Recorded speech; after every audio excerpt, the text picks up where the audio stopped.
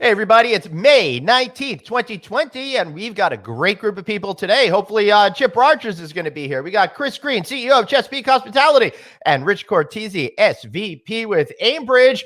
Where's Anthony? I'll reveal it in just a second.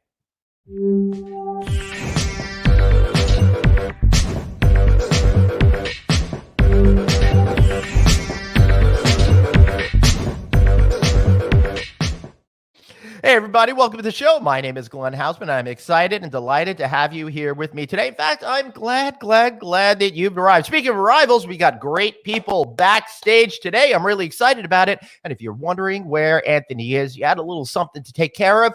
I promise you will be here in just a few minutes to join the show. But let's get right into it today because we've got some great guests. I want to bring them right out. Let's start with our top guest, Mr. Chip Rogers of the AHLA.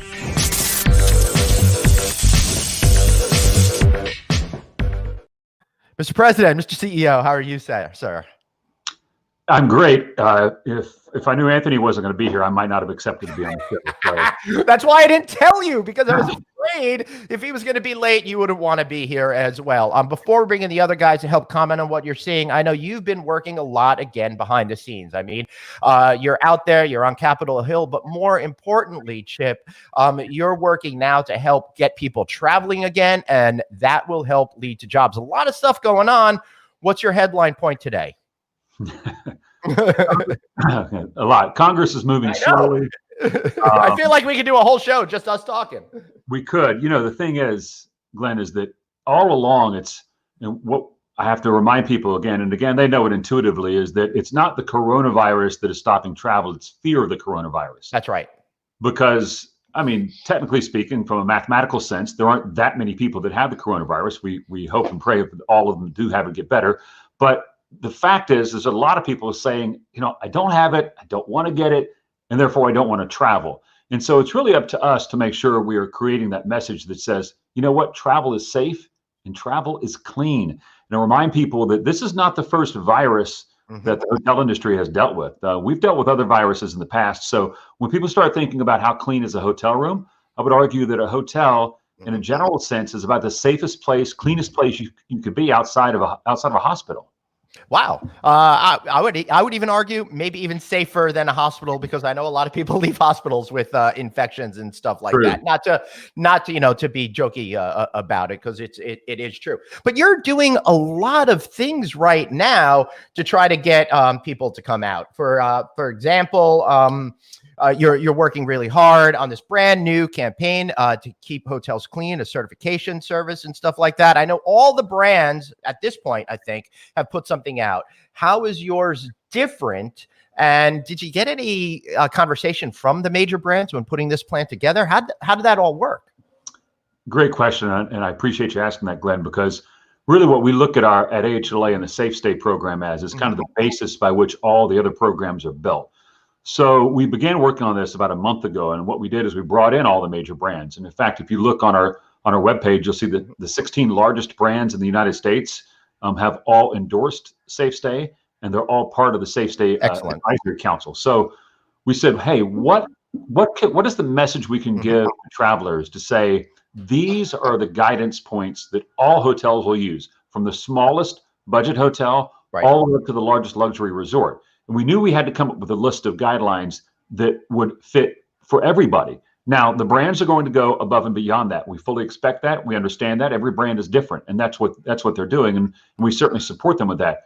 But we need to have a base set of standards that every hotel can apply to and agree to live up to. And to this point, we have that with Safe Stay. And one point of interesting note, yesterday, Monroe County, Florida, which is where the Florida Keys are located, they came out and said on June 1st, they're going to open up again. And one of the regulations they have is that all hotels, maximum capacity can be 50% occupancy, and all the hotels there in Monroe County need to live up to the safety and cleanliness guidelines as put forth by the American Hotel and Lodging Association. So we were very happy with that. They're using ours as the standard because we know it's the baseline standard that can apply to every single hotel. That's right. So people can have the confidence if they stay at a hotel with the certification that is already good enough, even if hotels go beyond it. And even if they don't, at least people know they could feel confident with it. So what do you think some of the brands are thinking as to adding more stuff above and beyond this plan that you've put together? Well, keep in mind, our plan is meant to be universal, so Right. it would apply again to every possible type of hotel. Right. There are brand standards I that see. apply to specific types of hotels, so they may have to do something uh, in a more significant way for particular types of hotels. They want to market it that way as well. Right. We certainly don't discount that. But given the fact that all brands are different, hotels are different, we wanted to have the baseline that could apply to everybody, and then let them go above and beyond it. Excellent. All right. So I want to talk a little bit about, bringing travel back and all of that kind of stuff. But I think to do that, let's bring in our other guests that are going to be here, because I think they're going to add something to our conversation while we wait for the one and only Anthony Milcuri.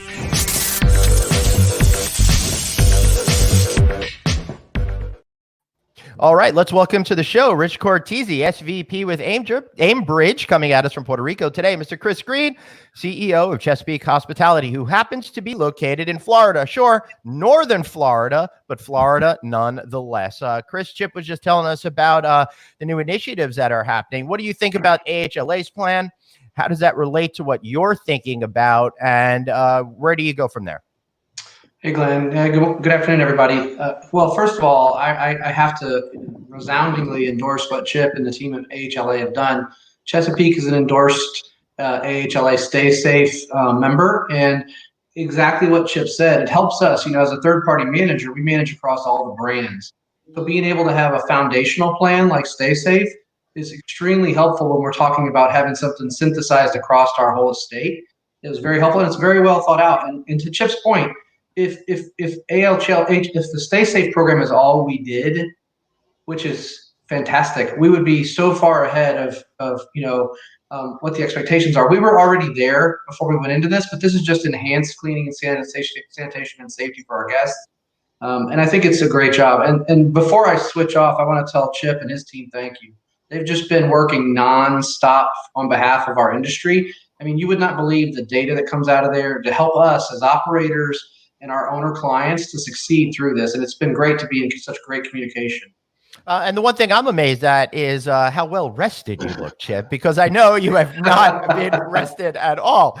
All right, Mr. Cortese, you're coming at us from Puerto Rico, much more relaxed place than I am up here in New York. What's going on with Aimbridge? What's the state of your company? How are you folks processing what's going on today? Well, interesting enough, we've been following Chip's guidelines from pretty much from day one. They've been extremely helpful. I manage down here 3 different brands in an independent hotel. So as you can guess, you get a little bit of varying direction, but we always used AHLA's as our base point. Puerto Rico and the islands, they have a tendency to go overboard sometimes when they have to get into a crisis situation and don't really know how to carry it forward. But I think with the basis that we've gotten from AHLA, it's going to give them a little bit more guidance. And I think all the hotels down here will be extremely consistent because everybody's committed to following it. I think you're going to see a different product in the Caribbean than you've seen in the past, especially in the secondary hotels. Because they just didn't live up to the same quality standards that, say, a branded hotel did. All right, excellent. Breaking news, everybody. Mr. Anthony Milcuri is here. So with a little magic, boom, let's make him appear. Anthony, welcome to the show. I'm sorry you were running a little bit late today. Somehow managed to carry on. We've been talking to Chip, Rich, and Chris all about AHLA's clean plan and how all the different hotel brands have gotten involved in that and how it's serving as a good jumping off point for some of the other companies to do their thing. So welcome. Well, thanks everyone for being on. I'm sorry I'm a few minutes late, but in this era of what's going on, I had to unfortunately had to pay my respects to someone. So don't mean to bring the show down, but that's the only reason I would be late for something like this. So thank you for being on. That's all right. Thank you for being here. So I want to talk about a great survey, a front desk feedback survey that the AHLA just conducted between May 12th and 14th, 2020. And 37% have been able to rehire or bring back staff through economic relief measures like the PPP. Rich, congratulations, Chip, congratulations to you on all the hard work that you got doing that. It's great to see that your hard work is resulting in people getting back to work. Maybe you could add a little context to what you see going on. Well, that report is interesting. It's eye-opening in many ways. I urge people to take a look at it. First, I want to thank Rich and Chris, both Chesapeake and, of course, Aimbridge, actively engaged in AHLA and really provide leadership and thought leadership for us, which really helps. And they're on the front line. I mean, we are absolutely working every single day. My team, all the folks that we hire to advocate alongside of us, we're working with members of Congress every single day. So, but without the support of folks like Chesapeake and Aimbridge, this wouldn't happen. With the survey, and we did survey about 1,000 people that are active in the hotel industry, members of AHLA. So statistically, it's a solid survey. We saw some interesting things come out of that. First of all, the number of companies that applied for PPP or EIDL was actually higher than I thought, almost 9 out of 10. And then the percentage that actually got some money was a little higher than I thought. A good percentage of those got money, well over 70%. But unfortunately, the amount of money that they got was not sustainable for keeping their businesses where they need to be for the long term. So we're back at it again. We've seen through the HEROES Act that was released in the House of Representatives a number of changes we think are critically important to the PPP, like extending the time period to pay it back, right? 2 years to 5 years. Extending the time period when you can spend the money from June 30th rehiring date all the way to the end of the year. And that is critically important. You know, we've talked about that on this show before. People receive some of this money, but they have no business, so they can't bring anyone back yet. And they're like, hey, let us keep some of the money to pay our employees, but we want to pay them when we have business and we can bring them back. So a lot of good changes there. There's also a bill, I don't want to go too far into it, but there's a bill that's being introduced in the Senate, hopefully by the end of this week, that is a bipartisan bill that I would almost call PPP on steroids. Great. It would allow you to borrow up to 45% of your revenue from 2019. Wow. Yeah. And there would be forgivability on that. If it's not forgivable, it's a 1% low interest loan. Wow. With a multi-year payback. Hadn't even been introduced yet, but it is bipartisan. We're sensing a lot of support on it. Some more good stuff headed your way. Excellent. Just yesterday on the show, we had Bashar Wali, the president of Providence Hotel, who said that they actually had to return the PPP money because of the situation that you just mentioned, that it wasn't flexible enough. It didn't give operators the ability to take care of it. And Chris, I know that's an issue that you've been thinking. Rich, I want to hear what your perspective is on this particular issue, but also to say that we got the CEO of Radisson Hotels America listening into the show right now, and he says you're the best operator in the Caribbean. So I thought you'd like to know CEOs out there, not just the ones here, but they love you too online. Oh, thanks a lot. I appreciate it. You know, the PPP has been a tremendous boon for us. But the biggest challenge, as Chip says, we're not permitted to open our beaches and restaurants and pools yet. So the demand for people to come here, there's no reason to really come to a hotel at this time. So if I brought back all 300 employees, they're all going to be staring at each other. It doesn't make any sense. So the extension would be fine. Now, as soon as my pool and beaches open, especially in Puerto Rico, because we have a huge drive-in market here. Many people don't realize how vibrant the economy of Puerto Rico is. They drive all the way from Florida. We have over 3.2 million people here, and a lot of people like to go on dry vacations. So the summers of hotels in Puerto Rico are still quite active with local customers, and they pay, you know, stateside rates and eat in the restaurants and spend money just like people that are flying in from New York and Florida. So if we could get these assets up and running with these amenities, I think we could bring a lot of people back fast. But to bring back 100 servers and there's nobody in your hotel, it doesn't make that much money. Even if we pay them, it doesn't meet their needs financially, because the gratuity is what most servers live off of. So it's sort of counterproductive in a way. And I think that's really important for everybody that's listening. It's like, because that's what's going to happen. So the drive market's coming back first period, right? And it may be 30 days, 60 days, 90 days.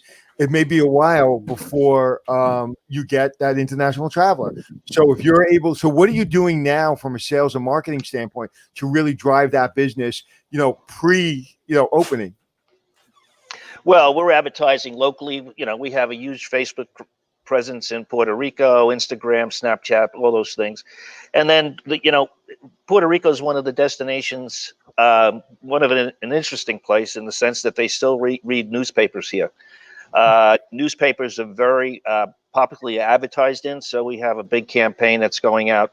As soon as we get an opening date from the government, that's going to hit the newsstands with our name in it. Yeah, and AAA is a big deal right now too. I mean, that's where a lot of my friends are looking at AAA, which people forgot about AAA a long time ago. Yeah, we're going to also come out with an interesting promotion to let people know we're open. We feel that the retail workers here in the supermarkets were forgotten, and we're going to give 300 employees a 3-day, 2-night stay at the hotel for free with food and beverage included. Great. So we want people to know that we're here, and we want people to come see us and enjoy the resort and have our people working and serving them. Oh, that's beautiful. Chip, a couple of weeks ago when we spoke to you, you seemed like you were right in the middle of it, and you were a little concerned that bipartisan, that wouldn't happen, that everybody would be very partisan, everybody would be on different aisles.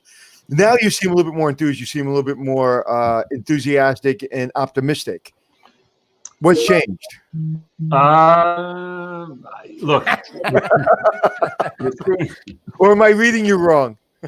Look, what the speaker put out in the HEROES Act, the good news is that as it pertains to the PPP, she gave us and put in there everything we wanted. So no complaints at all there. The bad news is, as you look at that entire package, there's a lot of things in there that she knew for a fact Republicans would never support.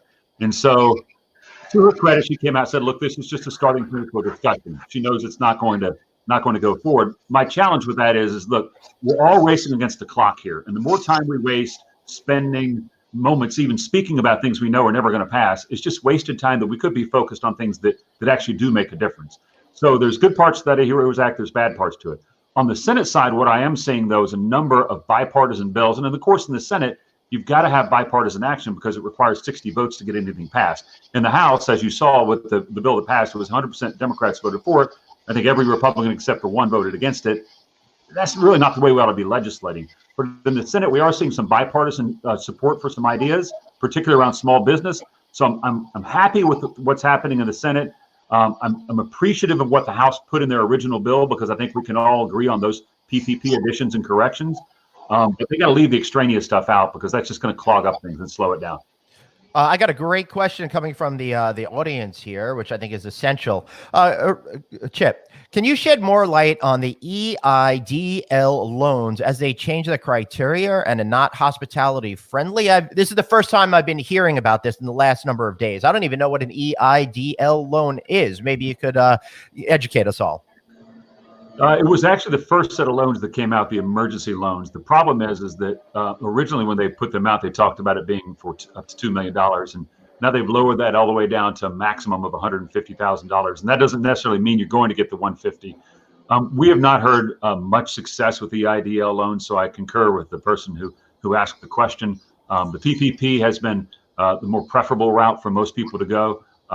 And I think when you see the changes that have been proposed to the PPP, it'll be even better. And then if we get this new act coming out of the Senate, that, like I said, is called PPP on steroids, at least that's what I'm calling it, right. It'll be even better. So I don't want to discount the EIDL, but it's a very small dollar amount. It has not been as easy to get as people had hoped, and it has not been as effective.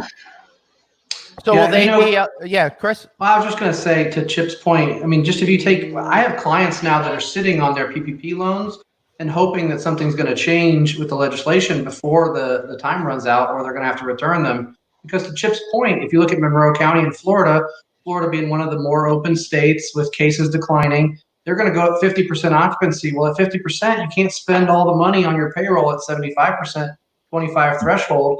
So you're going to be left either returning or holding this money that wasn't usable for its intended purposes. Really, for me, if we can get the extension to the end of the year and to dilute the mix between payroll and operating costs, it'll be extremely effective for the hospitality industry. Yeah, and let me just add that's exactly Anthony, you muted yourself. That's what the HEROES Act does. It gets rid of that 75-25, which, as Chris pointed out, is so important. And I'd like to remind everybody the 75-25 ratio is not in the law. That was in the regulations that the Treasury Department put out post passage of the bill, post signing of the bill by the president. So it can easily be done away with without legislation. And you recently heard Mnuchin say he's looking at changing that. The president himself yesterday came out and made comments that maybe it needs to be a little bit more flexible and the terms need to be a little bit longer. We've heard the author of the bill in the Senate, Senator Rubio, say that he's in favor of making changes. I think everybody's coming around to these changes. Chris pointed out, time is running out. This needs to happen quickly. Yeah. Is there more money that's going to be available? But if it didn't run out, do you really think that the government's going to go back after that loan, or just keep it in your bank account until they figure this out? I mean, I couldn't imagine the government actually asking for those loans back until this is passed. Well, it converts. I mean, it does convert to a low interest loan, but then you've got the whole issue of what if you have other debt financing on your hotel asset, and if that debt conflicts with your current debt structure, that could be a problem. There's a number of issues with it. It needed to be. I mean, they did a great job of trying to get us something. Now we just need a little more flexibility, and it will help a lot. Right. Excellent. All right. So, Rich, I'd love to hear you comment about what these gentlemen have been saying. Then I got another question. Well, the loans, as I said earlier, have been very useful. Most of my owners are looking to run it as working capital, and if need be, convert it into debt. Because they don't see just burning it off for no reason in the 60-day period that we have. It just doesn't make sense. One of the biggest challenges down here in the Caribbean, I'm not sure how many of you have worked down here, but even though it's 75-25 right now, my electric bill is 10 times the electric bill that you have in Florida. So for the resort I'm sitting in today, even this hotel closed, the electric bill's $200,000 a month. Oh my God. So I need a different ratio. To be honest. I love the look of shock on Anthony's face there today. It's very little shock to the man too. With a closed hotel. Yes, sir. Wow. That puts everything in perspective. That's absolutely unbelievable. We're spread over 45 acres. I mean, I use about $20,000 a week in irrigation water. Wow, that is unbelievable. All right, so let's go to another question.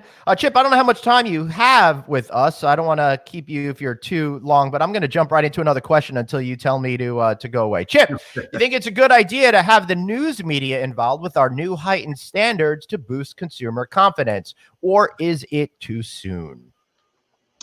No, I don't think it's too soon. Look, the one thing you learn about messaging, and Anthony, you certainly know this, and Glenn, is that in your mind, when you think you've told a message too many times, that's about when consumers first start actually listening to it and understanding it. Yep. So yeah, we can't start too early. We had a famous politician back from my home state in Georgia that said his campaigning style was to start as early as possible and as often as possible. And that's the way messages need to get out. So yeah, if we can convey that message that things are getting better, that most importantly, it's safe. You know, we do a lot of work with Morning Consult. They do all of our polling for us, and a recent poll said or asked the question, what's the number one concern you have for traveling? And 86% said safety and cleanliness. So we know what the target is, and if we can keep hitting that target, saying we're safe, we're clean, get in your car and travel, then I think we're making strides. You know, one thing before I go, and I do have actually another 5 or 10 minutes, but oh, good, because I want to talk about your plan to get people traveling again. No, actually, I got to go now. I'm just kidding. Look. The thing is that this is an ecosystem. So even if we convince people that hotels like Rich and Chris are running are the cleanest places, and I know they are, and you know they are, and they know they are. If they don't feel comfortable getting in that airplane, then we're going to miss a lot of our markets. So that's why you hear people talking about drive markets right now, because people are still uncomfortable getting into the airplane. I've been on a couple of flights recently. I felt completely safe. I think they're doing a fantastic job, but it really highlights the need for all of us to work together on common standards so that the traveler is safe the moment they walk out of their door until they arrive at their destination. So common standards create the basis for people to be comfortable. Now, the Take Me Back campaign, hashtag Take Me Back, is designed really to get people excited and on the road traveling again. And then we've got a question about Delta Airlines that we could do after you go, but I want to hear about this campaign, why obviously you think it's needed, and how you see it being coming into living, breathing reality. You know, some of it was just a hunch, but some of it's scientific. The polling shows that people are now starting to think about travel. We also know that as we've all been cooped up in our houses for quite some time, just as human beings, we're ready to get out and do something, right? Particularly if that activity involves the outdoors. And so that's why you're seeing in places along the Gulf Coast of Florida, the Gulf Coast of Texas, a significant increase in occupancy. As those states open up, the beaches are available and people are just clamoring to get there. So we know that people are thinking about travel and they're starting to plan travel. So we thought, hey, why don't we start a social media campaign called Take Me Back, so that you think about what was the best trip that you ever took? What's the most recent trip you ever took? And in my mind, the last trip I took, I had to go back and look on my calendar. It was back in January. And for someone that usually travels, well, now I've taken one in the last couple of weeks, but when I was doing this, it was back in January in Chicago when it was snowing, by the way. And I'm thinking, you know, I usually travel once or twice a week. To think that I've been at home that long, I need to start planning some travel. So the Take Me Back campaign is really to conjure up those thoughts of the wonderful hotels you've stayed at in the past, the travel that you know you want to do, and get people to start planning that travel. Because as hotel operators can tell you, these two gentlemen are experts, I'm not. Once they see those reservations start pouring in, they begin to gain more confidence on what they can do, who they can bring back, and what their future is going to look like. Well, and that's, I mean, to just follow on, this morning, I was super energized at our all corporate meeting this morning. Our head of revenue shared the statistics that were coming out of some of our properties that airline manifests were doubling going into the next few months, which is great news. Why is that? Because TSA throughput hit 250,000 for the first time in, I guess, 6 weeks yesterday and today. So that's still only 10% of what we were doing on the same days last year, but we were at 6 and 7%. Yep. So people are starting to move around. You're right. Search intent. I mean, Glenn, search intent is way, way up right now. People searching for the next vacations, especially Google Maps. I mean, Chip's team sends out the Google Map searches, and it's fascinating. People are really searching for, and if you were really smart, you would see where they're searching to drive to. Great. I love that.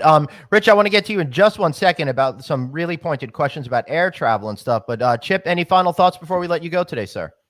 No, look, I love being on the show. I'm glad you had these two gentlemen on as well. They are the true experts. I appreciate, Glenn and Anthony, all the support you give to the industry.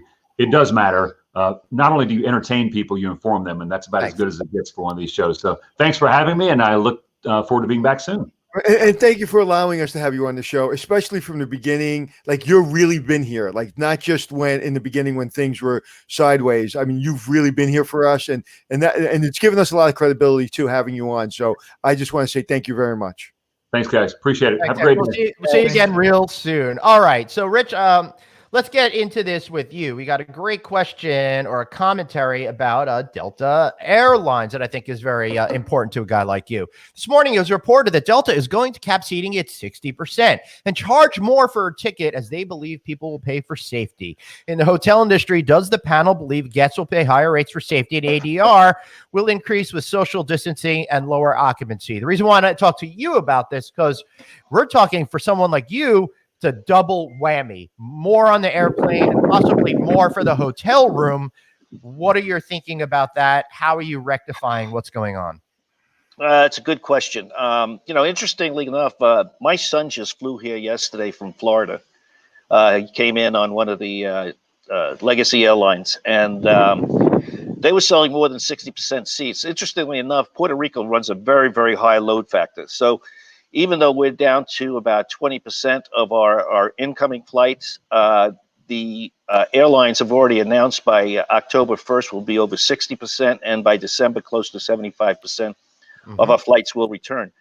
As far as the pricing issue, that's a chicken or the egg question, because a lot of times down here we're packaging, so you don't know if it's the airline that's ripping you off or the hotel. I just assume it's everybody. Yeah, I think in our situation, we're going to be very firm with our rates. We're not going to discount because we have more responsibilities now. One of the things I like about the Safe Stay program, it doesn't overpromise where we'll underdeliver. As far as the guest safety and the guest rooms, and it gives us a good base. I mean, I've read some brands that are doing things that are just not sustainable. I think the airline raising prices, they did this after 9/11, but then they came back down eventually. Everything's going to find its footing, and running 60% planes is not going to last long, especially once there's a vaccine or a comfort level out there. Right. Chris, what do you think? Yeah, I mean, in the States, of course, it's going to be a much more complex issue because of the third-party managed environment and the franchise model in hotels, where everybody's going to be pricing their buildings based on their ability to pay debt service and come out of this hole. So we're going to have the market forces challenge. I think ultimately that what we are going to be providing is going to be much more costly for the hotels. And of course, we would love to increase ADR and increase, and reduce the size count of the rooms. But if you look at the STAR research that came out just today, I mean, they're looking at that the ADR is going to be depressed by some 30%, it looks like, for the next 18 months. A lot of that has to do with the segments that are going to be traveling, but it also has to do with the downward pressure on the market and the standard market forces that we deal with in just such a disaggregated market of hotels. Yeah, and I think, Rich, what you said is perfect. It's everything will find its footing. That, when you're coming back, there are going to be people that have the income that have been pent up that will pay the extra money to travel safely. That will happen. So I think eventually everything will find its footing. I think rates will be in some destination markets will increase. But as in the States, in certain markets, people will be fighting that rate game against their competitor, because if there's 20 people traveling in that market, they're all going to try to get it. But I don't think everybody's going to do a race to the bottom like they did in 2008, because I think we all learned our lesson. I hope everybody learned. Well, if you remember after 9/11, that's when the OTAs came in and we became a commodity and not what we are. We weren't selling a product anymore. We became a commodity. And that rate war killed the industry for 5 years. And OTAs then continued to dominate the purchasing power of the industry. I would like to stay away from that model with the facilities that I have. I don't have 500 hotels down here, but certainly we are one-off resorts, all of them. And I'd like to stand our ground at least as long as we can to the rate issue. Not raising them that much, but certainly not getting into any kind of a rate war. Mm-hmm. Yeah. All right. Yeah. For sure. Anthony, how about why don't you maybe explain a little bit about the fundamental dynamics that Rich is talking about? Because he talked about some very basic topics that some of our listeners may not completely understand. Well, I think the first and foremost is people are going to make the decision. That's what we always forget, right? Everybody always forgets that who makes the decision. It's the person that packs their family up, gets on an airplane, and says, let's go. So the first people traveling, as we've said before, are going to be the renegades, the pioneers, the people that feel really strong and are real travelers. And those are the people, and hopefully those people, if they want to travel, they're going to have disposable income, and they're going to choose where they're going to go. And for us to decide to drop our rates to have people travel, I don't think it's the right way. I don't think someone's going to travel because they have a low rate. I think people are going to travel if they feel safe. And again, the cues are so important on social media, video about we're safe. This is how we're doing it. There's no secret. Keep a resort clean. Show that to the people, and you will see the travel business come back. It starts with the airlines, as Rich said. They have to prove to us that they're safe. And once that happens, we are going to get back to normal. This is what's happening, that it's longer than we thought. We really thought we'd be back to normal by July. It's just a time change, which has really been significant for many businesses. A lot of people I know haven't survived. Their businesses haven't survived. So it's just a matter of, it will get back to normal. It's about time, but we all have to remember the guest will make the decision on price, and the guest will make a decision on whether they're going to travel. Yeah, that's absolutely right. I'd also like to just add a little context in the spirit of education for what Rich said about after 9/11. It's hard for, I think, all of us to believe that that was 19 years ago already, right? So long for a lot of people listening, they may not have even been in the hospitality industry at the time. So the nuances that Rich was talking about was after 9/11, you have to remember the internet was still relatively new in our daily lives. The internet, still nobody knew how to really understand it and how to leverage it. Particularly technophobic major hotel brands weren't really leveraging the opportunity on there. Them not knowing how to handle it, how to maximize the opportunity, said, oh, OTAs, you can help us. Take it, without realizing the unintended consequences would be they took it, and were able to train consumers to think about them as the primary way to connect with the hotel industry, as opposed to the individual brands connecting with the customers first. So that kind of set up a weird law of supply and demand, which kind of almost took the major hotel companies out of the equation and put the OTAs, who didn't have any skin in the game, in charge of the equation. That's why Rich said it was more of a commoditized product. That's how the OTAs kind of fit into being part of our modern life today, and why things are so different. So that's my little educational piece. Rich, do you want to add anything to that? That was good. Well stated. Nice. That's absolutely what happened. Yep. And the unfortunate part, Glenn, is we were just starting to take a little bit back. I mean, some of the major brands have done a great job. Hilton had done a great job. Marriott's done a great job of taking some of that share back over the past 5 years as they'd improved their strategies. And we were just seeing that come to fruition. And we need to be really thoughtful about how we dive back in as we start to re-ramp up out of this crisis, that we don't give up the control that we worked so hard to get back. Because you need to control your building and your reservations as best you can to drive the bottom line effectively for your building. And the connection that you have to make with your guests now is more important than ever. And you want third parties to stop booking business to your hotel, then you need to make the connection with your guests in a real way. I cannot tell you how many incentive programs I put together for front desk to allow guests to book directly to my website. And most hotels, when I, as a consultant, try to implement that, it goes away in a week or goes away in 2 weeks. It's really important to really connect with your guests now more than ever. And that's one way. And I agree with you, Chris, 100%. The brands have done an amazing job. I remember one brand, 10 years ago, literally shut down one of the OTAs or a couple of the OTAs. So we're not going to do business until you negotiate. So, but it's really about us getting our guests connected to our employees, to our hotel, to what you said. It's not, it's not a commodity. We have an incredible product, and we have a feeling that we want to sell, and the third parties aren't the best at selling that. No, we just believe they have their place. I mean, we use every booking channel, right? But we use them when we want to use them. Yeah, Anthony, to your point, there's a company in the Caribbean. I'm sure everybody's heard of it, Sandals. You can't get out of that hotel without them connecting with you, and they don't even sell on OTAs because they connect so strongly with their guests. They have a manager sitting in their lobby that greets every guest that they don't have their information on.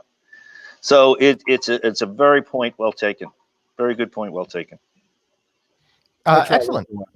Excellent. Glenn's not the only smart guy on the show. I just fake it. I just took all the stuff that Rich was gonna say and turned it into something of my own. So that's for sure. So I do want to say we appreciate the OTA's contribution to industry, but we do have other channels to get our customers. I think this is a good point for me to say that OTAs are a valuable part of the sales and marketing strategy, but the issue from the past was an over-reliance on it. And I want to reinforce that. I mean, we need the group segment, we need the OTA, we need the hotels, we need the travel agents. We need all engines working for us to be successful. There's no question about that. Nobody can just rely on one source to get over the hump here. Yeah, and listen, I was really adamant about hotel, especially in New York City, that a lot of salespeople went to sleep. A lot of marketers went to sleep. Well, the OTAs got that. We're running 80-90%. Everybody complained about it, but the people that were responsible for really doing that connection to the guests fell asleep. So we're to blame as much as the OTAs.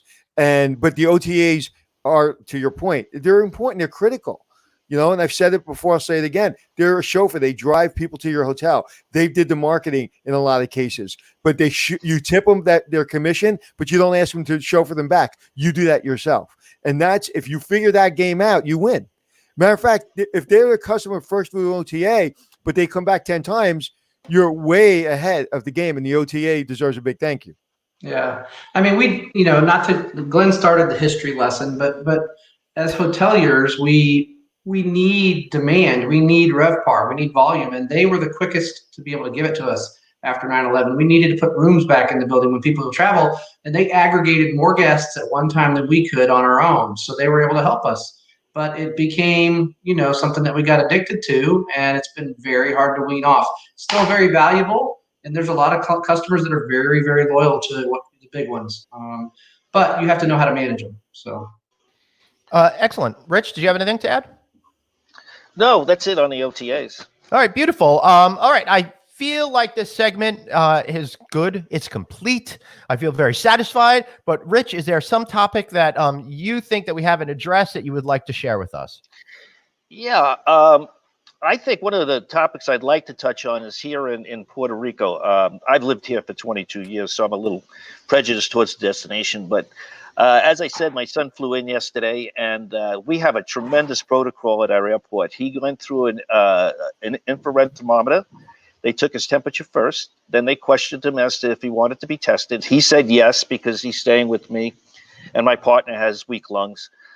So he got tested, and then they took his name so that if anybody got ill on the plane, they could map where he was. I would feel very comfortable coming to a destination like that and not having to show my passport, as opposed to going to other destinations that are around the Caribbean. So I think we're gonna come back pretty strong here in Puerto Rico, and it's going to be a very successful 2021. Well, thanks for saying that, and thanks for putting that out there, because I didn't realize that, and that makes me feel. I get on a plane tomorrow to Puerto Rico. I mean, that makes me feel safe, not only for myself, because I know where I've been, so I feel pretty comfortable with where I've been and what I've done, because I've been quarantined. But the guy next to me, I don't know. If he's on a plane with me, maybe he's been on 17 other planes. So know that he's been tested, and then they'll contact me, God forbid there's a problem, that makes me feel safe. Yeah, and with the safe stay protocols that we have, interestingly enough, you don't have to worry who slept in that room before you were there. There's other products in our industry. You don't know who was in the room before you were there. You just find a key on a wall and you go to a room. So I think that part of the industry is going to change a bit as well, and go back to the hotel's favor. Excellent. Chris, any final thoughts? No, I today, like I said, on our all corporate call, we had all of our GMs and our corporate team on. It was encouraging. I mean, we're seeing occupancies above trend line in our hotels. We're seeing people start to move around. Airline manifests are up. We're just feeling really good about a slowly reopening phase of our business, and we're super excited about it. I think that there's a lot of signs that things are happening. Like I said, I live in Florida. The beaches on the weekend do have activity. I do see people behaving well, which I'm excited about, staying 6 feet apart. The restaurants here in Jacksonville have tables set up 6 feet apart, and they've got minimized occupancy in the restaurant floor. So we're getting a little bit back to normalcy, but it seems to be, and I'm watching the cases in my county, and we're still continuing to decline. So I'm super hopeful. I've always been a hopeful guy, but I'm hopeful that we're starting to see a return to normalcy in some places, and that'll get us back going. Because listen, we got to get our people back to work. We've got people sitting on the sidelines who want to get back into this business and serve others. Great. Excellent. Rich, how about yourself? Any final thoughts before we let you go, sir? Yeah. One of the things to make all you guys feel more comfortable when you come down here, and I'm going to give a little plug for my hotel, the Hyatt Regency Grand Reserve here in Puerto Rico. We actually, in all of our guest rooms, have UV lights on our air handling system. So when you get off through that airport safely, you're going to be in a very clean, safe room. And now installing them in our public areas as well. I think you're going to see a lot of hotels do things like this as little points that guests can see that we're really making an effort to go over and make it a safe environment for people to be in, and to feel comfortable traveling again. So Rich, talk about that a little bit. How does that work? All right. In every guest room, you have an air handling system. Usually it's over the where your front door is there. And there's these UV lights on all the light on the air that comes out back into your room is hit by the UV light and it purifies. So it kills, it actually advertises that it kills coronavirus. We did not know we had these, by the way, until after the pandemic started. And our construction company who did the renovation told us about it. So we've been actively marketing it, and we're going to put it in other areas of the hotel. That's great. Yeah, that's great. Excellent. Well, Rich, thank you so much for being here today. We really, really appreciate it. Listen, it was a pleasure. It was a lot of fun. Yeah, Great let's get you back on when you have a little bit change in your market, and we could talk about how that electric bill is going up some because you have so many guests. Yeah, and there's some people walking behind me here instead of just the pool. Yeah, all right. I love it. Thank you so much, sir. Really appreciate it. Chris, are you able to stick around for our next guest, or do you have to get back to running a company? No, I'm actually got some time today. So all right, beautiful. So let's bring in our next guest.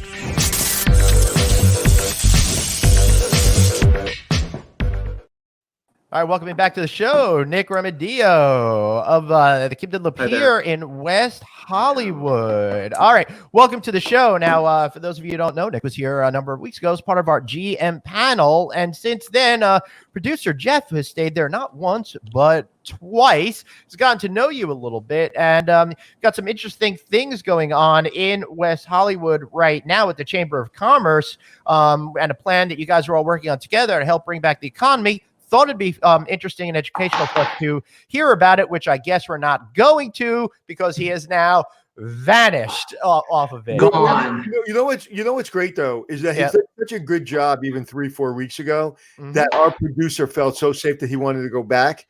And he was kind enough, Nick was kind enough to host our producer. And so I can't wait to hear what he has to say. And Nick, how are you, man? Great. How are you doing, Anthony? Great to see you. Good. So tell us about what's going on. Well, we've been, slowly picking back up here in West Hollywood. The state is still under closure. I think we're in phase 2 officially.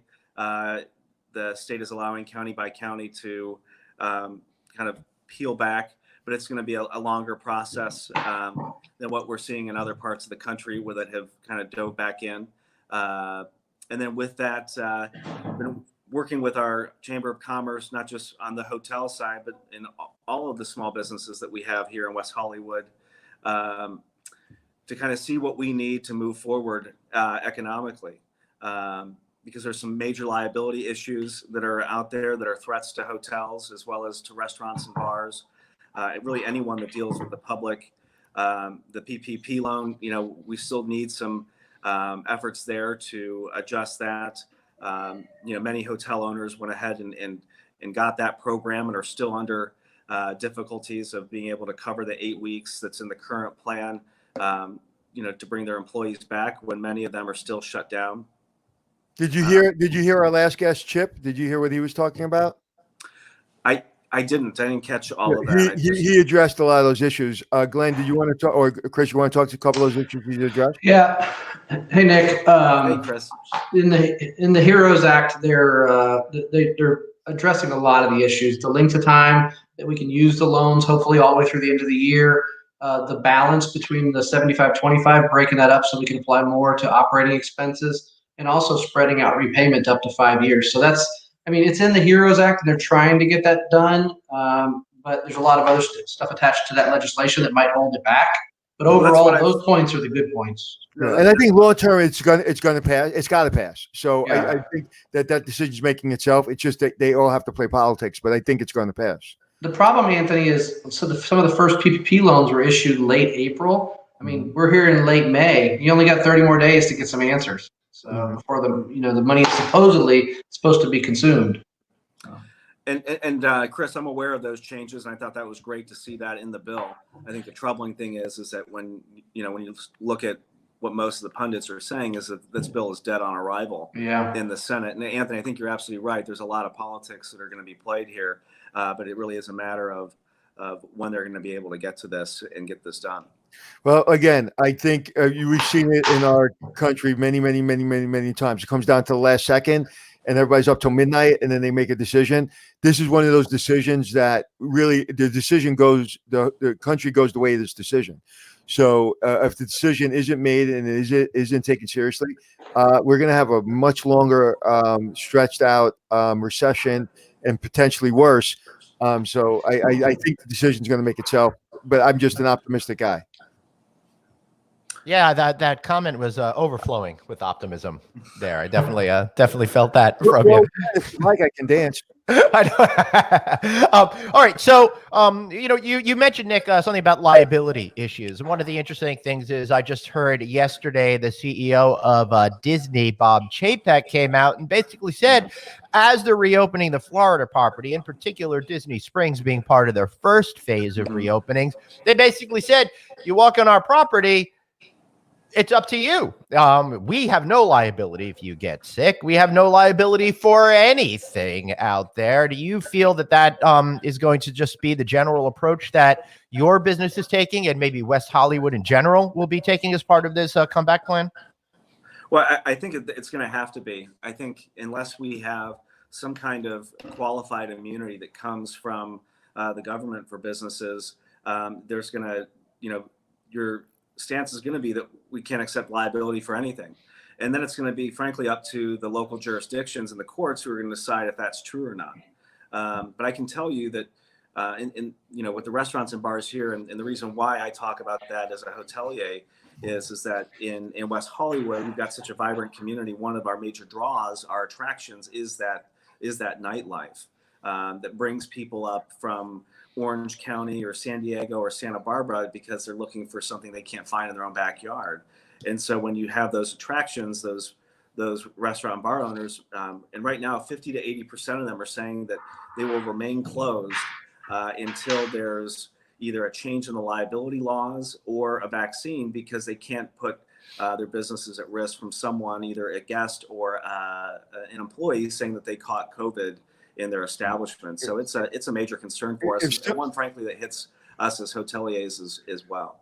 If somebody sneezes, somebody has the flu and they sneeze, and I get the flu in a restaurant because somebody sneezed and didn't cover their mouth, and God forbid I pass away, is the restaurant liable because that person sneezed? There's two things that one, every hotel, every restaurant has to ensure that they are spotless and as clean as humanly possible, that they're following the letter of the law, and there's no malice and they're not doing anything wrong. We, as traveling people that travel, have to take our health into our own hands. So on one hand, the restaurant, the establishment has to be very, very clean, just like you do in the kitchen. Sure. In the kitchen, you can't have people have food poisoning, because if I can show that place was unsafe, they can get sued just like anything else. So I think that the barrier should be the same. It shouldn't be, well, I got COVID because I walked to his place and I touched something and I put my finger in my mouth. So it's a very complicated, but I don't see the difference between this and a lot of other things that you can catch being out in public.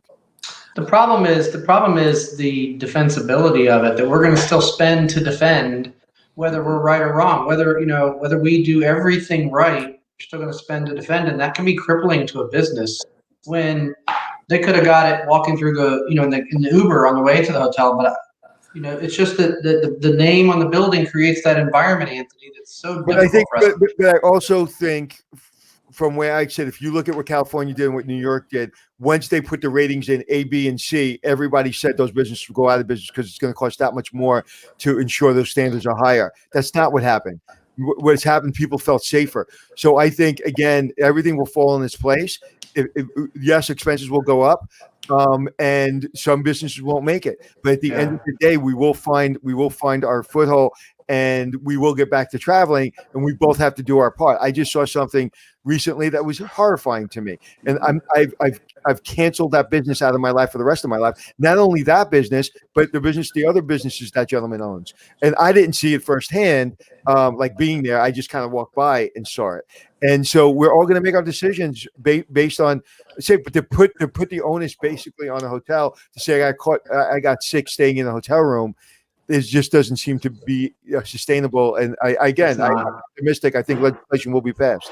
Well, Chris, sorry, go ahead. No, I just was going to say, a friend of mine was out at a restaurant in a large southern city recently that's beginning to reopen, and they had very visible signage that said, You, as our guest, have to do your part. You are responsible for your health. You're responsible for your behavior. Here's all the steps we've taken, but you got to do your part. And you're making a choice. Right. I think that makes sense. Speaking of choices, Nick has made the choice to try to help bring back the economy of his hotel. And he's been working on a one sheet with the West Hollywood Chamber of Commerce that I mentioned to help bring back the economy. So producer Jeff, maybe we could bring that up. We could talk about that a little bit and talk about how it's fitting in, Nick, to your decision to have just reopened your food and beverage offerings. After all, the first time producer Jeff stayed with you, he had to go get takeout. They had to go and figure out how to get some food. This past weekend when it was with you, they got to eat and drink all within your hotel. So congratulations on that major step first. Tell us what we're looking at here, please. So this is a 5-point plan that we put together. Over the last 6 weeks, we've had roundtable virtual discussions with businesses of all kinds, small, large, across every sector. And these were the issues that that stood out as common themes of what we needed to get back to business fastest. And you know, it's not about will we eventually make it. I think that the American optimism is always going to be there. But how do we bring back our employees on a timely basis? Are we looking at a 2 to 3 year recovery, which is now what the larger hotel groups are talking about in conjunction with the airlines?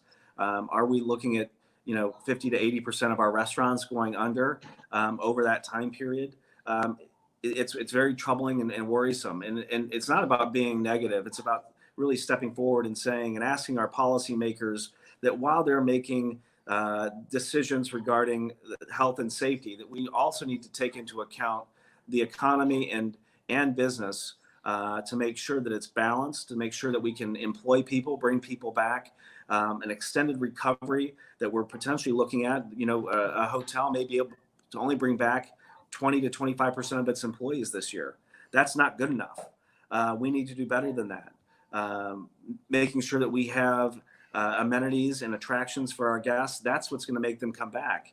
If everything remains, with the plastic shields in place in between tables and the to-go silverware, all the things that are in place, it's a different kind of experience. And again, we're not trying to say let's not be safe, but let's make sure that we're balanced. And so this plan, whether it goes from the liability protection that we talked about, the PPP loan terms that were fantastic to see represented in that bill, testing support if businesses are required to test people to come into their establishment, making sure that there's federal or state support for that, as well as liability protection, so you can't get dinged for a discrimination lawsuit. And then the fourth and fifth ones are big ones. There's been a lot of discussion about business interruption insurance and how that's hit every hotel, every business really, and how that insurance really wasn't there. So asking the federal government to step in if they're going to shut down the economy in the fall, like there's been talking about, or if there's social distancing caps that eliminates a hotel, a restaurant's ability to have 50 to 75% of its guests no longer allowed in those dining rooms. The elimination of banquets and catering for an extended period of time, there needs to be some support for that. We need to make sure that we take care of our hotel owners. We need to make sure that we take care of our hotel management companies that are looking at unprecedented layoffs literally as we speak, to make sure that we keep people employed in the hospitality industry strong, as well as other industries. And then the fifth one is defining the new normal without future shutdowns, which is going to be a big ask. But the question that I ask is that if we knew what we knew now on January 1st, wouldn't we have done so much differently in January, February, and March? And as we hear the experts talk about the potential outbreak again in the fall, we now have in front of us, the remainder of May and the summer and early fall to get ready.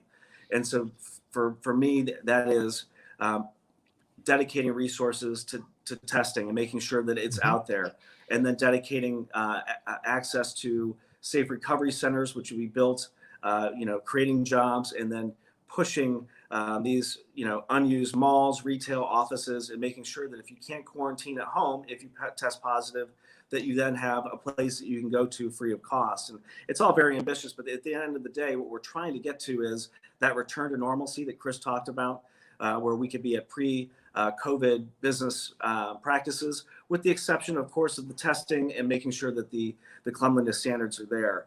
Because at the end of the day, to support the debt that this country's taken on, to support the things that we need to do to protect our country, the core ingredient to that is an extremely strong economy. And hospitality is one of those main drivers. And the 5-point plan that we're working with other chambers and pushing out to Congress and to the state assembly here in California and elsewhere is really designed to make sure that is not forgotten as we continue this recovery plan. Fantastic. Now, Nick, I got a couple of questions for you about what it was like reopening food and beverage. But Anthony, I want to go to you real quick and ask you this question. Nick just said some really interesting things about what if we were prepared in January, but also talking about what's happening in the fall. If we're now prepared come June, July, August with all of these things, do you feel that might mitigate the negative fallout or negative economic fallout if we have another surge in cases in the fall? Will people feel more comfortable? Will they keep traveling? Nick, I couldn't, there's not enough words to say how good that was. And everything that you said was so on point and so thought out and so necessary. And if that plan follows through, then we can get through this. What it's going to come down to is, do people, like I said before, do people feel safe? So if those numbers uptick, to a level that is not sustainable, everything's going to go backwards. So getting back to everybody's responsibility, what Chris said, of keeping ourselves safe. So that's the underlying thing, and making sure, when are we going to get a vaccine? Is there proper testing?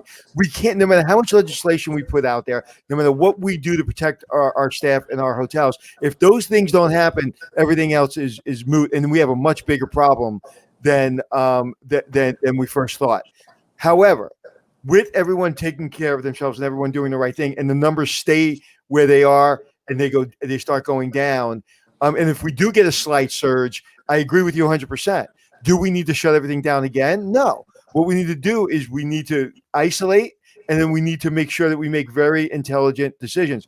And every policy that was in there that you listed was exactly what we need to do to maintain not only the safety, but also to maintain that these hotels are there when this is over, and these restaurants.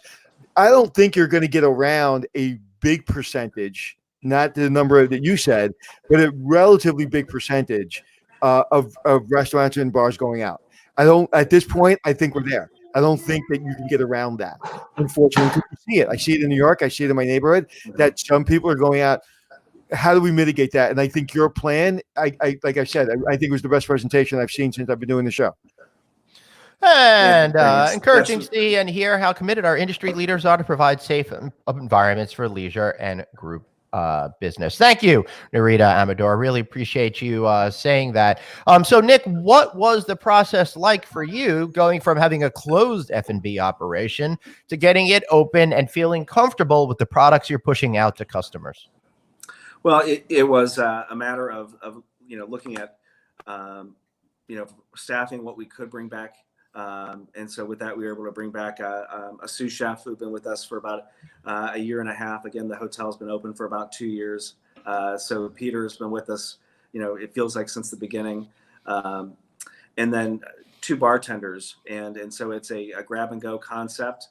It's a couple salads, some pizzas. We're doing some mini sandwiches, and then some pastas, and then some great gelato from my friend who's over at the Gelato Festival down the street from us. On Melrose. But it really was a matter of what could we afford to do? What do we feel like our guests would want, looking at an all-day concept? And then also putting it out on the third-party channels like Postmates and Grubhub and Uber Eats as a way to drive business from our locals as well. Excellent. Well, producer Jeff, let's welcome you to the show. Hey, man, you were there. You saw it. You ate. You drank. What was your experience over at the La Pier? It was absolutely fantastic. Honestly, it was another chance for me to get a little bit of a break from, what we've been going through, and you, especially Glenn. Yeah. I travel for a living normally pre-COVID, and I know it's been hard on all of us road warriors that are going through this. So for me to be able to go to a hotel and check in and feel safe and be able to, order food and order drinks when we wanted to. It was absolutely amazing. Didn't have any issues whatsoever with, cross-contaminations of guests, or I didn't see anything dirty in the hotel at all. Everything was kept up. I saw Nick's staff constantly cleaning every public space area. So yeah, I went into that hotel, I checked in, I felt 100% safe walking in, and I felt 100% safe walking out. I had a great experience. So explain to us how you ordered a drink, how you ordered food. Like, tell me what the process was. They had paper menus. They handed us paper menus. We took a look, and everybody was masked that was serving us. When they brought out what we ordered, either it was, completely grab and go, exactly like we're all doing in the typical restaurants right now, right? Everything was boxed up. The silverware was wrapped, and it was plastic silverware, so we knew it hadn't been touched. And yeah, the handoff was very similar to what we've experienced those last 8 weeks if you were just grabbing something from a normal restaurant. And that's so critical, because Nick, what you just did, and being able to, Jeff, express that, and all the hard work, and you always look young and beautiful, but you look a little bit tired than you did 8 weeks ago. And all that tiredness and all that hard work is really the way we get back to business, because he's now going to tell 10 people. We hopefully told, a couple 100,000 people. That's how businesses prosper. With the people that are not doing what you're doing, they will not prosper. I don't care how much government assistance they get. And so I applaud you. Hi, Anthony. I have to tell you a quick story on that. One that you'll especially appreciate, as will you, Chris. There was a moment there on that first day of having, Peter, the sous chef, back, and those two bartenders, that they almost choked up, being so thankful to be back. And it was probably the most powerful moment. We've hired so many people over the course of our career, and this has been such a traumatic, deeply traumatic chapter that when you're able to call someone and say, hey, I need you to come back to work, and then they show up, and the way that they shook my hand was just one of the most powerful feelings. And it was kind of a wake-up point for me about the inspiration that we need as leaders to fight like hell to make sure that we do everything that we can do to bring all those wonderful people back on the job. And you said something that just broke another barrier. You said, he shook my hand. Now, a lot of people listening to that is like, you shook his hand? Yeah, you shook his hand, then you probably washed your hand. But yes, you're going to shake people's hands. Yes, I'm going to shake people's hands. You said almost got emotional. I would have been like a 3-year-old crying, sobbing. And Glenn's like, yep. I would have, because like you said, Nick, I understand. Like, to me, when you're on a set, or you're in a hotel, or you're on a baseball team, or you're part of a management group like Chris, like you can't, or even the part of the team that me and Glenn are a part of. Like, when you do something that feels so good and so powerful, that was so traumatic, and you see the person that you love and care about, and that you just want to help. I mean, if you're not emotional about that, that means you're not built for this. You should be doing something else. So I applaud you for telling that story. And like I said, I asked Jeff to be on, Glenn and I asked Jeff to be on, because we want to hear that. We want to hear those good stories. I want to hear that you shook somebody's hand and that you felt safe in bringing those people back. So thank you. Right. Jeff had mentioned paper menus. I guess that's one-use disposable. Correct, Nick? That's correct. Right. Chris, I know you want to say something. And Nick, just tell everybody you washed your hands, please, before I get bad email. I was wearing a glove. All right. Okay, good. No, listen, you know me, Glenn and Anthony. I connect very, very closely with that story. It made me a little emotional here just hearing him tell it, because people don't know, if you've never been in what we do, this business is hard work. Creating what feels simple when a guest arrives is extremely hard work. And we create a bond together as a team, and our team is separated now. And I actually shared this story yesterday on a corporate call, that one of my team members asked me, and we're 66 days into this thing. They said, Chris, how are you doing? And, Nick's sentiment just kind of shared, I'm hurting. We miss our teams and our people. and the battle tests that we've been through. And when we come through this, we're going to have certainly done something together that we can all be proud of. But there's not going to be a dry eye when we start being able to welcome our people back. It's very, very powerful. So I want to thank Nick for being so honest and transparent about it. So. Thanks, Chris. Yeah, just this week, one of the major hotel brands was supposed to be hosting a conference in New Orleans. So this week in particular, I'm feeling that that weight of not being on the road, not being out there with my hotel industry brethren, not living, learning, sharing, eating, drinking, hanging out with all of my good friends out there on the road. I think we could all use that. We're all kind of missing that, and I just feel a little bit empty this week because of that. I really thought we'd be back at it by now. Yeah. But, Isn't that interesting? Go ahead, Anthony. I just saw something.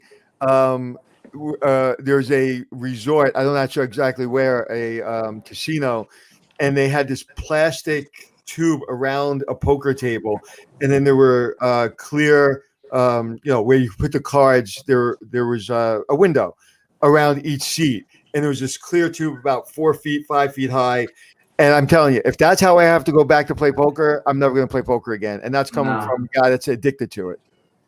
Well, tomorrow we're going to be having on the CEO of the American Gaming Association, as well as a major executive from MGM Resorts, talking about how the casino resorts are going to be opening, talking about what their plans are, in particular, a 7-point plan that MGM is going to be having with their reopening. So I'm looking forward to doing that, and I encourage everybody to tune in. They just announced they're going to be starting to open up Mississippi properties, for example. So we'll be able to talk all about that tomorrow. All right. So you guys have any more questions, or should we start to wrap this up and give Nick a good, hearty, shameless plug for all of his good work? Well, I think I should give Nick a shameless plug because I've been to his hotel. It is cool. It is inviting. It is. It's just a place to be when you're there. So, and Nick, and thank you so much for doing not only what you're doing for the hotel, for your employees, but for the community. I mean, I'm not built the way you are. I don't have that political mind, and you kind of do. So when will you be running for office for mayor, governor, or president? No, Anthony, it's the inspiration really comes from our team, from the people that as the general manager, I work for my employees, and they're my number one source of inspiration. And then I just think about the industry leaders and the people that I've learned from. Standing on the shoulders of giants, literally. And you are one of those individuals, Chris, you're one of those individuals that you lead by example and have led by example and have opened doors for people like me to be able to do what I do today. So it really is it's that team environment through and through. Well, thank you for saying that. And let me ask you a question. Would you take the bet that within 5 years, you will not have any political office in your future? $100. Are you taking the bet? $100 that you run for some kind of political office in 5 years? Yes or no? Take it right now. Yes or no? I'm gonna say no right now, Anthony. Okay, so that means you're going to run for political office. Okay, I like that. He can't. Anytime someone says no, you mean it's a big yes. So wait, I have a question. Are you the chair of the Hotel Motel Association or anything at all like that this time? So I'm chair of the West Hollywood Chamber of Commerce, chair of our West Hollywood Design District, which is our business improvement district. I'm on as treasurer of our West Hollywood Travel and Tourism Board. I'm on the board of directors for the Beverly Hills Chamber of Commerce. And then I'm also very, very proud to serve on the Standards Advisory Council for Forbes, which is near and dear to my heart as well. Excellent. In the same spirit that what we've been talking about, Jeffrey Botwinick, director of housekeeping at I think it's Carmel Valley Ranch. I can't see the end of that. How are you doing? Most important question today for staff. I think that really says a lot. It means a lot, much more than the how you doing kind of a thing, what we used to do with each other, really looking someone in the eye and saying, how are you doing? I think that goes a long way. And listen to the answer, because in today's world, if you think back before this, we would be like, how you doing? And keep walking. How you doing? Now I think we have the time, and we really need to realize how important that question is, to ask them and then listen intently to the answer. Anthony, you muted yourself again. This is like the greatest show of all time. I don't have to do it. He does it himself. Just so you know, I didn't mute myself. somebody came in here and muted me. I take no responsibility for it. So Chris, what you just said was somebody asked you how you're doing. You're like, I'm not doing so great. And I think people have got to get ready for that answer. You know, we talked about yesterday. Like I wasn't doing great on Friday, and if you didn't have one day that you said, "Wow, this is hard," I don't want the pill you're taking. I just don't want to be around you because you're not human. And I think, Chris, you being on here and telling about that, and Glenn having his ups and downs. And listen, we're going to get through it, but at the end of the day, we're human beings. So when I say how you doing, I'm going to How you doing? and I'm going to actually really pay attention. Listen, I'm a lot more sensitive as I get older. I'm a lot more caring as I get older. And this is just going to make me more caring because this hit people hard that are the leaders of the industry, people that run hotels, people who have been through a lot, okay, business-wise, a lot of different ways. And I've sensed all of us have been somewhat crushed. So if we don't come back better, stronger, and more empathetic, and like I've said before, kindness. If you're not kind, I'm going to be mean to you, Chris. Meaner than now? Yeah. I don't know if I could do Hotel Impossible. People want me to bring back the show, and I won't say anything about what we're doing. I'll just leave it there. But could I do Hotel Impossible again? Because could I get mad at people anymore? I think you could get mad at people. It would be interesting though, Anthony, to see. I mean, it's fascinating how much operational systems we've implemented in the past, 60 days. All new systems of the way you route people through your hotel, and the way you handle this, and the way you process reservations and paper menus, and what they're doing with their restaurant in West Hollywood. It's just amazing what we've done. It'd be hard for you to go in, I would hope, and find people doing a lot of stuff wrong now. Well, you know what? I don't ever get mad at people doing things wrong. I get mad at people not caring. I do things wrong every day. I don't care if you don't do it, if you do something wrong. I care if you don't care. And right now, if you don't care, get out of our business, please. Yeah. Quickly. All right, I just got to bring this up. Quick, Faulty Towers reference. I love that. Seeing John Cleese get forever exasperated by his team. Every time I hear a word for Faulty Towers, I hear Manuel and him going absolutely crazy about it. If you haven't seen that show, I highly recommend you doing it. And thanks to John Clouse saying this is a fantastic podcast. They've all been good, but this one stands out. Kindness and consideration will be the biggest differentiators between being a good leader and a great leader. Certainly great words, I think, for us to start to wrap up this show with. Nick, some final thoughts. Tell us how we could find you and how we could stay at your hotel, most importantly. Certainly. You can find me at Lapeer Hotel here in West Hollywood, www.lapierhotel.com, or you can reach out directly. I'll give you the secret email address. It's VIP@lapierhotel, all one word.com. So please reach out anytime. I see all of those emails that come through, and I'll respond myself. And we've got a small but a fantastic team here right now, ready to greet you and hopefully make some of these troubled times go away for a night or two as much as possible. And make sure you check out the hotel to go see my friend Gula's great design. Where is my friend Gula today? I think Gula is hiding in Miami, if I'm not mistaken. All right.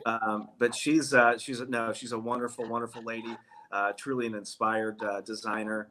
And we miss her over here, but I'm glad to know that she's safe and still enjoying some sun. Yeah, I just need to say Gula at least once a month.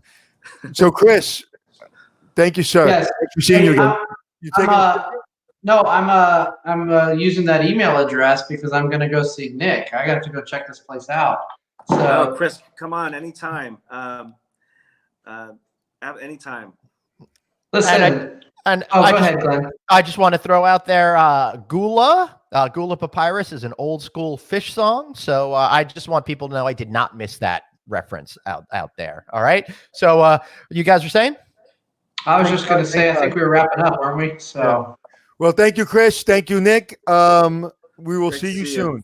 Yeah, thank you guys so much. See you on Thursday, Chris. So, Glenn, Anthony, do I have to do your job? I have to wrap up things for you now? Yes. Okay, good. So, a couple three things. One, Thursday, 1:30, doing a webinar, how to get your hotel reopened. I'm doing it with what to look for to get your hotel reopened. Very important. 1:30. It's free. This Thursday, it'll be all over my social media. We've already had several hundred people sign up. Also, please go to GoFundMe and look for USA Hospitality Strong, and please help the hospitality industry. We're going to have some charitable events coming up. All the money goes directly into the hands and the pockets and the electric bills of hospitality workers. So please give what you can. I appreciate it. Thank you very much.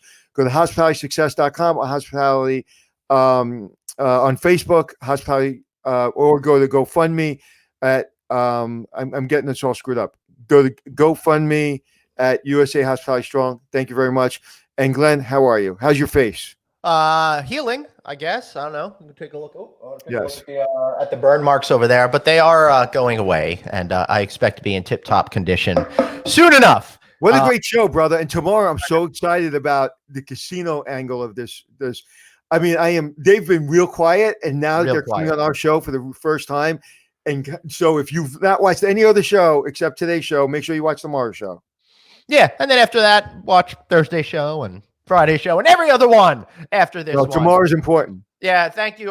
Thank you, everybody, for helping us build this community again. We feel so blessed and honored that you're taking time out of your lives every single day to allow us to empower and educate you here on our little show. Did you ever think we would have been up to 300,000 to 500,000 unique clicks a month? No, I mean, it's just really out of body. And I got to tell you, as difficult as this whole situation has been, for the curveballs we've all been thrown, for the business that we've all been lost, it is just such an absolute ray of sunshine. More than a ray of sunshine. It's like an entire sun shower of positive energy coming on us every single day. Well, here, all the sunshine's hitting my face, as you can see. We've done something I don't know if I should talk about, but we're hiring people to help us with the sponsorships because we're getting so much requests because we're having such, everybody's watching. Everybody in our community is watching, and people want to come on and sponsor our show, and we're glad to have them, but we actually have to hire people to control that for us now, whereas before we handled it ourselves. So fantastic. Thank you so much. And today was an inspired show. I look forward to tomorrow. Yeah, I sure do too, Anthony. Anthony, any final thoughts before we wrap this bad boy up? Just thank you for being Glenn. Yeah, and thank you for being Anthony. So for Anthony and myself, remember, you've only got one life, so blaze on, and thanks for checking in. Yeah, man, I love it. See you all tomorrow.